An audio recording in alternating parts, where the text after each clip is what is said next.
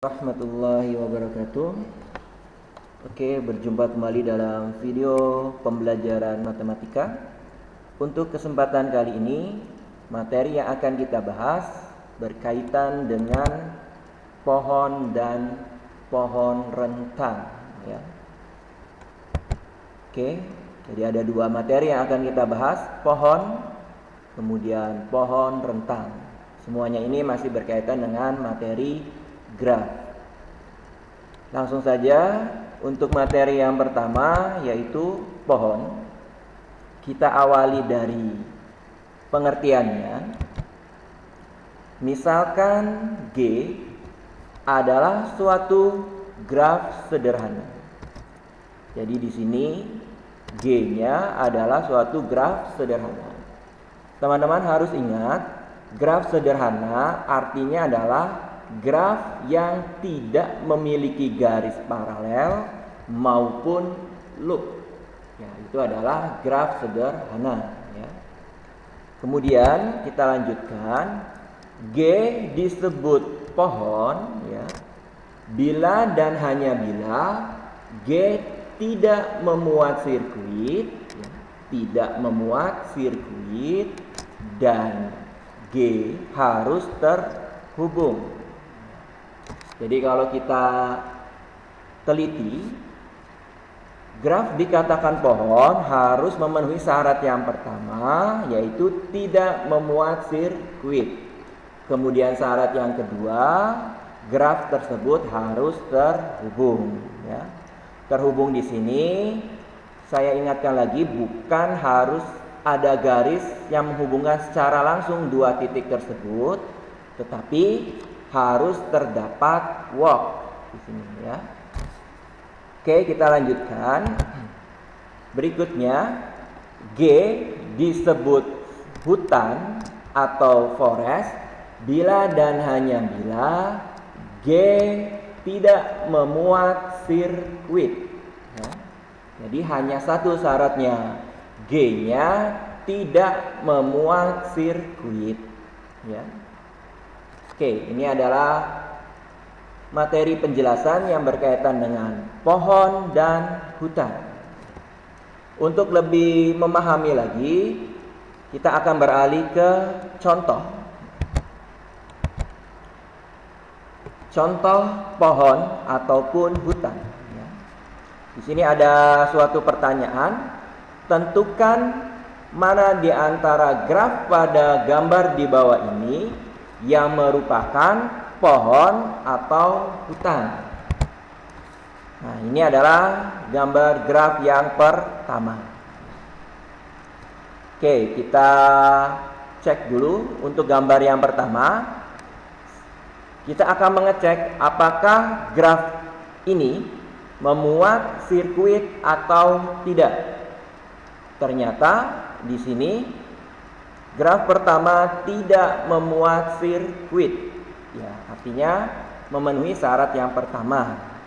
Kemudian syarat yang kedua, apakah graf ini termasuk ke dalam graf terhubung?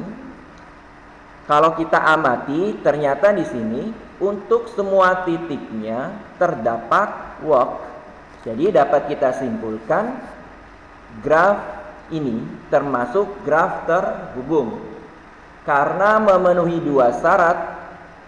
Yang pertama adalah tidak memuat sirkuit dan syarat yang kedua adalah termasuk graf terhubung, maka graf yang pertama ini termasuk pohon, ya. Jadi yang pertama ini adalah termasuk pohon. Oke, kita lanjutkan ke contoh yang kedua. Ya, ini yang kedua. Kita lihat di sini. Ada graf dengan gambar seperti ini, ya. Sama, kita harus mengecek syarat yang pertama. Apakah terdapat sirkuit dalam graf ini? Ternyata tidak ada sirkuit, ya, artinya memenuhi syarat yang pertama, yaitu tidak memuat sirkuit. Kemudian kita beralih ke syarat yang kedua, apakah graf ini termasuk ke dalam graf terhubung? Kalau kita amati secara seksama, di sini ada beberapa titik yang tidak terdapat walk. Contohnya, salah satunya adalah titik V2 ke V4. Nah, ini tidak ada walk. Kemudian V2 juga dengan V7. Ya, ini adalah contoh dua titik yang tidak terdapat walk. Karena di dalam graf ini terdapat dua titik yang tidak ada walk-nya, maka dapat kita simpulkan graf ini bukan graf terhubung, ya. Jadi kalau kita review, syarat pertama terpenuhi, tidak memuat sirkuit, tetapi syarat kedua tidak terpenuhi, yaitu bukan merupakan graf terhubung. Jadi hanya satu syarat yang terpenuhi, karena satu syarat yang terpenuhi, ya di sini, berarti dapat kita simpulkan kalau yang kedua ini disebut sebagai hutan di sini, ya, sebagai hutan di sini, ya. Oke, ya, ini adalah penjelasan untuk contoh yang kedua, ya. Jadi yang kedua ini dapat kita simpulkan termasuk ke dalam hutan. Oke, kita lanjutkan contoh yang berikutnya. Nah, ini ada graf berikutnya. Sama, kita akan tentukan dulu apakah memenuhi syarat yang pertama. Ternyata setelah kita amati, graf ini tidak memuat sirkuit, artinya memenuhi syarat pertama. Kedua, kita akan cek apakah graf ini termasuk ke dalam graf terhubung.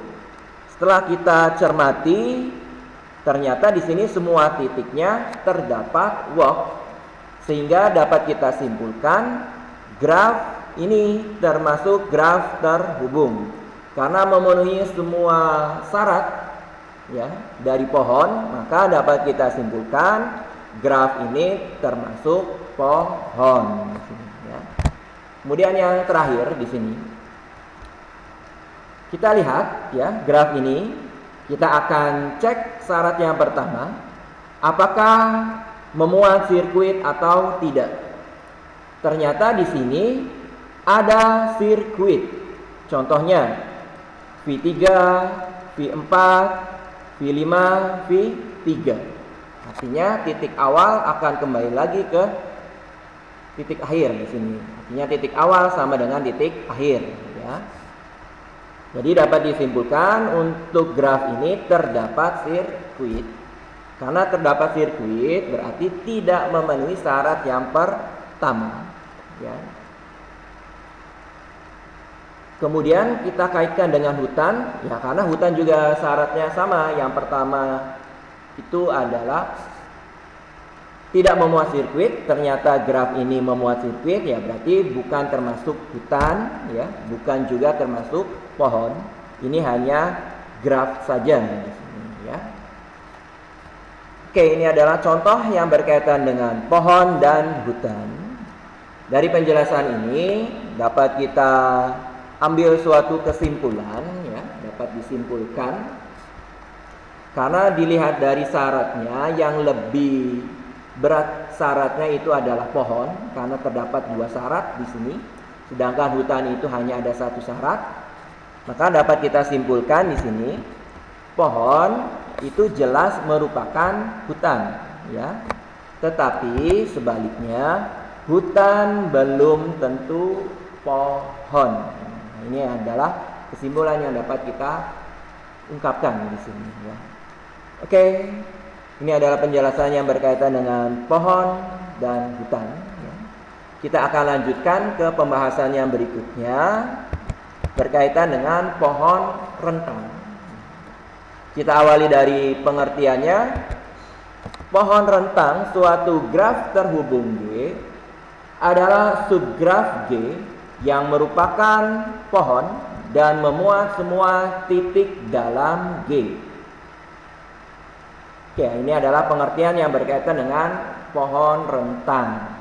Kalau kita amati, syarat yang harus terpenuhi terlebih dahulu adalah termasuk graf terhubung. Ini ya. Artinya semua titiknya terdapat walk di sini. Kemudian berikutnya adalah subgraf dari G atau bagian dari graf G, sederhananya seperti itu. Kemudian apalagi? Harus pohon. Kalau pohon itu artinya tidak memuat sirkuit dan terhubung. Ya, terhubungnya jelas terpenuhi di awal. Kemudian yang terakhir, semua titik dalam G itu termuat di sini. Artinya muncul semua titik dalam graf tersebut. Ya. Oke. Kemudian yang berikutnya, setiap graf terhubung pasti memiliki paling sedikit sebuah pohon rentang. Ya. Oke, untuk lebih memperjelas lagi, kita akan beralih ke contoh pohon rentang. Carilah semua pohon rentang yang mungkin dibuat dari graf G yang tampak pada gambar di bawah ini. Ya. Jadi kita punya suatu grafnya adalah ini.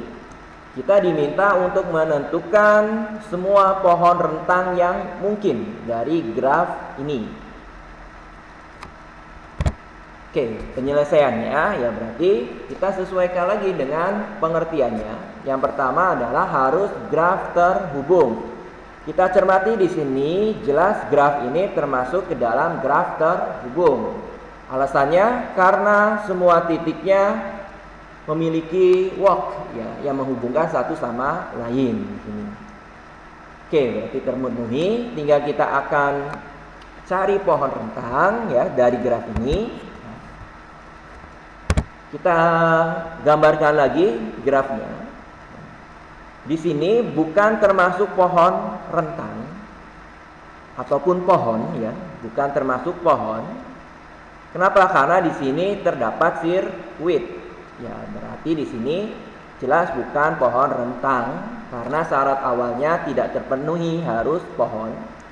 Nah, untuk menjadikan pohon rentang berarti ada garis yang harus dihilangkan dari sirkuit tersebut. Misalkan garis yang akan kita hilangkan yang ini yang menghubungkan V2 dengan V5 kita hilangkan. Nah, jadi grafnya adalah seperti ini. Kita cek ya.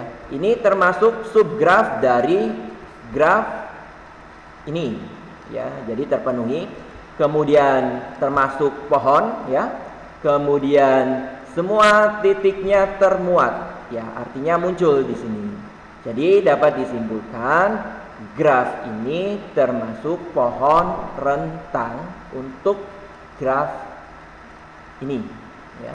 Ini yang pertama. Kemudian kita akan cari lagi yang termasuk pohon rentangnya. Kita buat lagi grafnya seperti ini.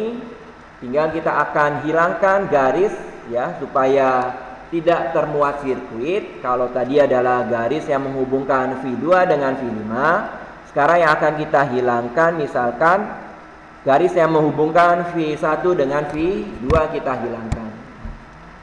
Kita cek di sini. Graf ini termasuk subgraf dari graf awal ya. Kemudian tidak ada sirkuit ya. Kemudian semua titiknya termuat. Jadi jelas ini termasuk pohon rentang graf ini ya.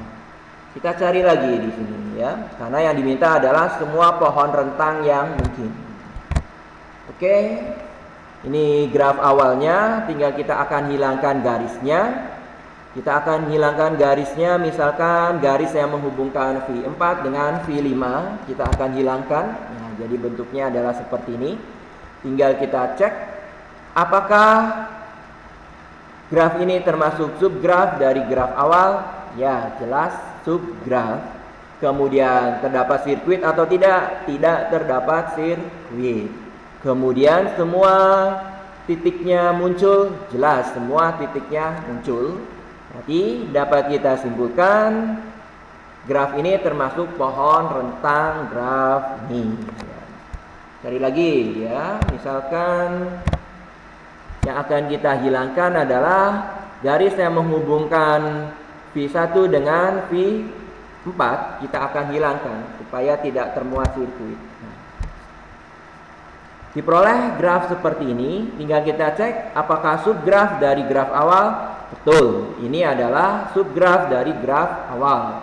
Kemudian tidak memuat sirkuit, betul ya. Kemudian semua titik termuat atau muncul, betul juga. Berarti dapat kita simpulkan graf ini termasuk pohon rentang graf awal di sini. Kira-kira ada lagi nggak? Ya, ternyata di sini tidak ada lagi. Ya, kalau kita total ternyata jumlah pohon rentang graf ini adalah 1, 2, 3, 4. Jadi ada 4 pohon rentang yang mungkin dimiliki oleh graf G ini. Oke, sebagai catatan, di sini tidak harus menghilangkan garisnya itu 1 ya. Boleh lebih dari 1, boleh 2, boleh 3 dan seterusnya ya. Jadi sekali lagi, tidak hanya 1 garis saja yang dihilangkan ya, sesuaikan dengan kondisi grafnya. Bisa 2 yang dihilangkan, 3, 4 dan seterusnya. Yang terpenting harus memenuhi syarat-syarat pohon rentang. Yang pertama, syarat awal yaitu harus graf terhubung. Kemudian harus subgraf dari graf awal ya. Kemudian harus pohon. Kemudian yang terakhir adalah semua titiknya muncul atau termuat di dalam pohon rentang tersebut ya. Oke, ini adalah penjelasan yang berkaitan dengan pohon rentang. Selesai sudah penjelasan video pembelajaran yang berkaitan dengan pohon dan pohon rentang di sini ya. Saya ucapkan terima kasih ya. Mudah-mudahan apa yang dijelaskan mudah untuk dipahami dan bermanfaat. Akhir kata, wassalamualaikum warahmatullahi wabarakatuh.